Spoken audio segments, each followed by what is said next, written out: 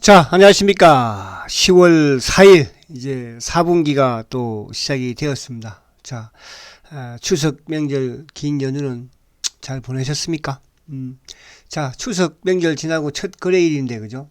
휴일 지나고 거래일인데, 지수가 지금 뭐, 코스피가 56포인트, 2.3% 급락을 가져가고 있고, 또 코스닥도 지금 이제 27포인트 하락을 해서 3.25% 급락을 가져가고 있습니다. 물론 이제 어제 미국 시장이 하락을 좀 크게 했지만 사실은 뭐 그렇게까지 우리가 연휴 동안에 미국 오르고 내린 걸 따지면은 거의 보합 수준이거든요. 그런데 우리 시장은 오늘 뭐 지금 급락을 가져가는 모습입니다.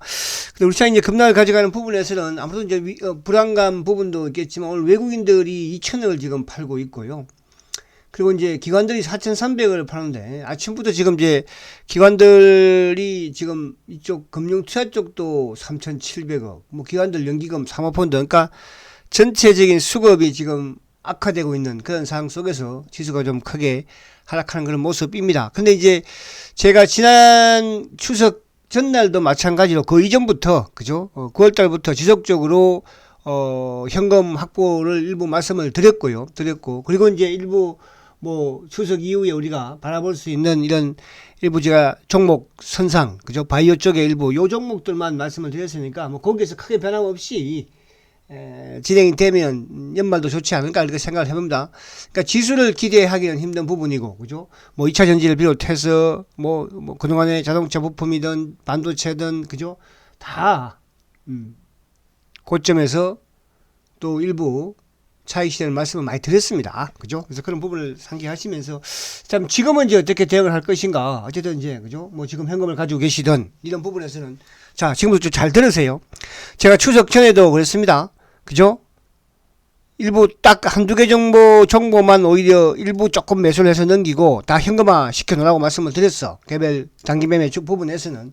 자, 이제 어떻게 해야 될 건가. 잘 들으십시오. 자, 오늘 지금 이제 지수 미국 시장은 미국을 잠깐 볼게요. 그러니까 미국도 크게 지금 나쁘지도 좋지도 뭐 좋을 것보다 나쁠 게 더 많겠죠.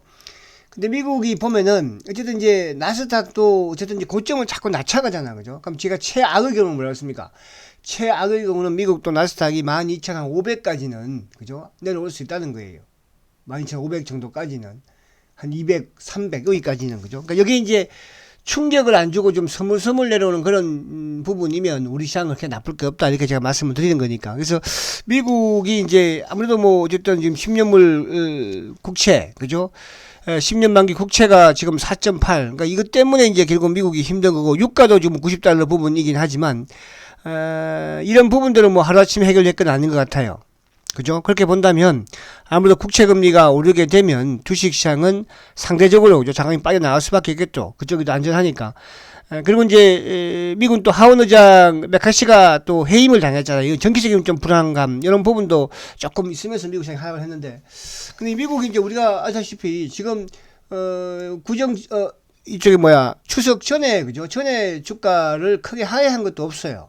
우리 뭐 이제 급락을 해서 미국이 좋지는 못하다. 이런 말씀만 드리면서 진행을 하고.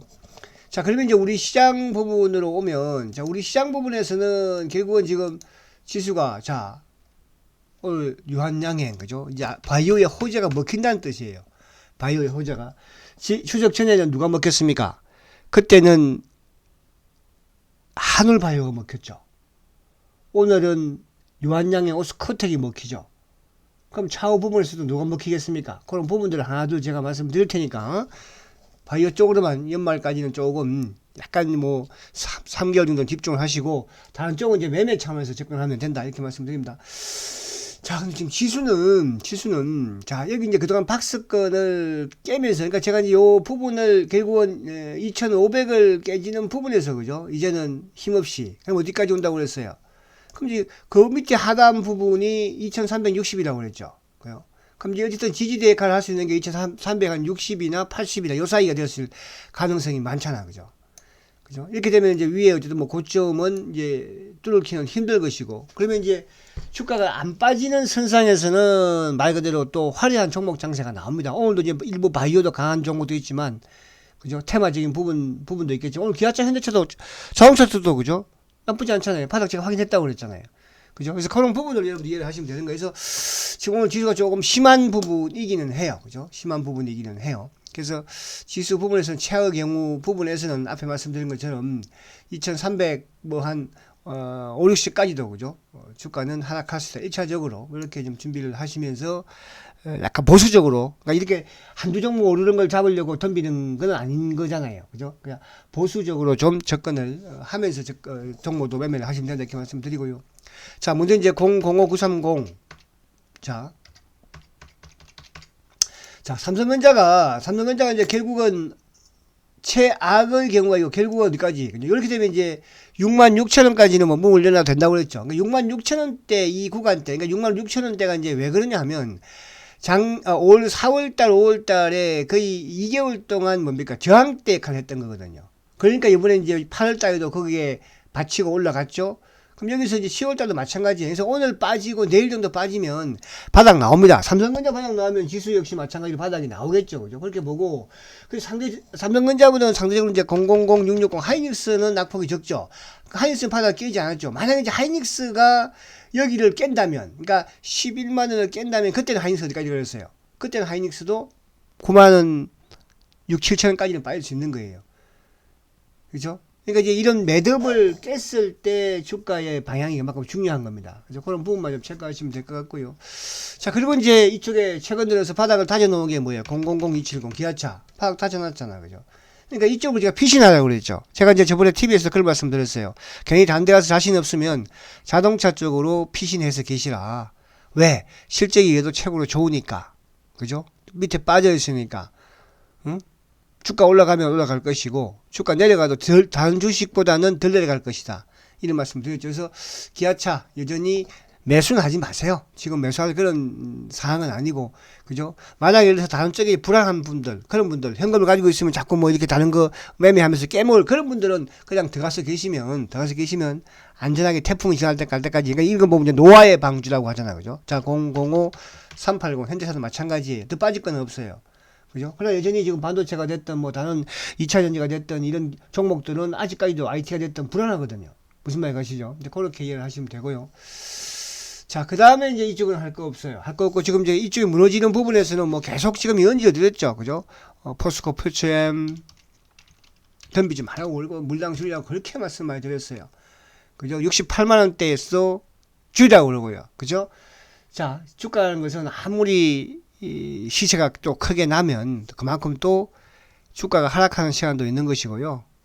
산이 높으면 골이 깊듯이 또 골이 깊은 주식들은 또 앞으로 산을 만들어갈 수 있는 그런. 자, 그리고 에코프로. 자, 에코프로도 이제 보세요. 결국은 20일 장 맞고 무너지잖아요. 그죠? 그래서 이런 부분들, 그래서 이제 우리 이런 부분이 있어도, 야, 주가 많이 빠졌으니까 이쪽 단기 약폭가대 기술적 분석 보면 안 되냐? 보지 말라고 그랬잖아요. 더 죽잖아, 지금. 계속 물타기 해서 가면 더 죽는 거예요. 아시겠죠? 손 뗄 거는 과감하게 떼줘야 되는 것이고. 자, 그리고 이제 사실은 뭐 지금 이제 그동안에 많이 워낙 반도체 소부장이든 또 뭐, 이쪽 그 자동차 부품이든 말씀을 많이 드렸어. 그죠? 드렸기 때문에 더는 좀 그렇고요. 자, 이제 바이오 쪽에서 제가 추석 전에 좀 그래도 오버나이트로 한번 매수를 해보자. 65,000원 밑에서는 말씀드린 알테오젠 바이오. 요것도 우리 보고 있다가 유한량이 볼게요. 자, 알테오젠. 65,000원 밑에서는 매수하라고 그랬죠. 자, 오늘도 65,000원 밑에 내려왔죠? 매수하신 분들 좋아요. 그러니까 이 주가는 두 가지라고 그랬습니다. 첫 번째는 SC제형 뭡니까? 그죠? 머크와의 단독 공급 계약. 그 부분에 이슈가 있고요. 또 하나는 이제 M&A 부분도 있겠지만, 근데 어쨌든 요거는 주가가 우리가 이제 지난 그 추석 전에 주가가 급등하고 조정받았죠. 그래서 제가 추석 전날도 그런 말씀을 드렸잖아요. 그 앞날도부터도 이것도 제가 75,000원대 이상에서 일부 차익 실현 하라고 말씀을 드렸어요. 그래서 65,000원 밑에 가면 매수하자. 땡큐 그런 말까지 표현했는데, 자, 오늘도 65,000원 밑에까지 내려왔었죠. 자, 오늘도 마찬가지로 65,000원 밑에서만 매수하세요. 아시겠죠? 분할 매수로. 그래서 알테오젠. 자, 그리고 이제 오늘은 이쪽에 이제 유한양행이 지금 급등을 하죠. 유한양행. 자, 유한양행. 자, 유한양행은 이제 결국은 이게 뭡니까? 그러니까 이것도 주가 관리가 잘 되었었죠. 그죠? 그러니까 이제 유한양행의 렉나자 자체가 그죠? 이제 얀센의 기술 수출을 했잖아요, 그죠? 그러니까 이게 이제 결국은 병용 투입 요법에서 긍정적인 평가를 발표를 했어요. 삼상 자체가 그죠? 그럼 이렇게 되면 내년 이제 상반기에 FDA에 승인 신청을 할 거거든요. 그래서 유한양행은 뭐 지금뿐만 아니라 앞으로도 그러니까 바이오에서 가장 말 그대로 애널리스트들이 선호하는 종목 중에 하나가 유한양행이라고 그랬죠. 그죠? 그래서 그렇게 하시고 그 유한양행 부분을 이제 보면서 뭘 접근하냐 하면 오스코텍. 그죠? 오스코텍을 접근하시면 돼요. 오스코텍. 자, 오스코텍. 자, 오스코텍도 오늘 뭐 시초가 놓기 시작해서 모르겠죠. 그러니까 오스코텍은 이제 이 유한양행에다가 물질, 그러니까 신약 물질을 이전에 한 또 회사이기도 하잖아요. 그죠? 근데 이제 이게 부수적으로 매출에 관련된 부분에서 로열티는 아마 있을 거예요. 그죠? 제가 정확하게 아직까지 보진 않았는데 그런 부분에서 유한양행과 오스코텍은 한 몸으로 같이 만들어 가시면 돼요. 아시겠죠? 그래서 유한양행이 나는 뭐 그렇다 그런 분들은 오스코텍, 또 오스코텍 약간 이제 뭐 여유 있게 길게 본다면 유한양행이 더 좋겠죠. 그래서 그렇게 보시면 되고, 그리고 이제 바이오 쪽에 어제 그저께 좀 강했던 게 누굽니까? 그죠? 한올바이오. 자, 한올바이오 같은 경우는 오늘 같은 경우에 매수하면 안 되겠죠. 이런 것들은 그죠? 이런 것들은 오히려 오늘 같은 경우에 비중을 줄여야 돼요. 이제 이건 일상 이제 그죠? 결과를 얻고 금요일날 상 들어갔잖아요. 그럼 오히려 지금 유한양행 부분 같은 경우는 삼상에 이제 긍정적인 평가를 보이면서 내년 상반기에 이제 머커가 뭡니까, 그죠? FDA 승인 신청을 한다면 어떻게 되겠어요? 승인 떨어지면 그게 이제 매출에 대해서 리베이트가 들어오겠죠, 그죠? 그래서 한올바이오는 오늘 플러스 내고 이럴 때 오히려 매도를 하는 그런 전략을 펴야 된다. 아시겠어요? 그렇게 하시고, 그리고 지금 이제 ABL 이게 이제 유럽 암학회가 이제 20일부터 열리잖아, 그죠? 그래서 이런 ABL이라든지 이런 종목들 조금 관심 있게 봐야 돼, 바이오. 그러니까 이제 이 말씀 제가 드린 건 뭐냐면 바이오의 호재가 이제 먹힌다는 거예요. 먹힌다는 것은 그동안에 이쪽에 이제 2차 전지라든지 뭐 반도체라든지 뭐 자동차 이런 쪽의 주도, 로봇도 AI도 그죠? 이런 쪽에서 바이오가 계속 침체된 상황이었는데 이 자체가 이제 먹히기 시작을 하고 있다는 뜻이야. 그래서 그렇게 보시면 되고, 그리고 이제 오늘 이쪽에 이제 개별 부분의 종목들은 이쪽이 좀 강한데요. 이쪽에 이제 뭐 초전도체, 신성델타, 자, 신성델타.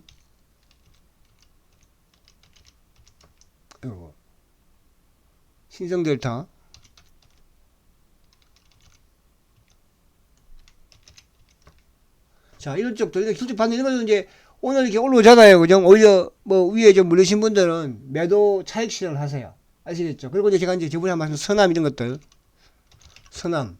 이런 것들도 바닥이지만 올라오면은 차익 실현하는. 그리고 이제 디지털 쪽에서 로지스.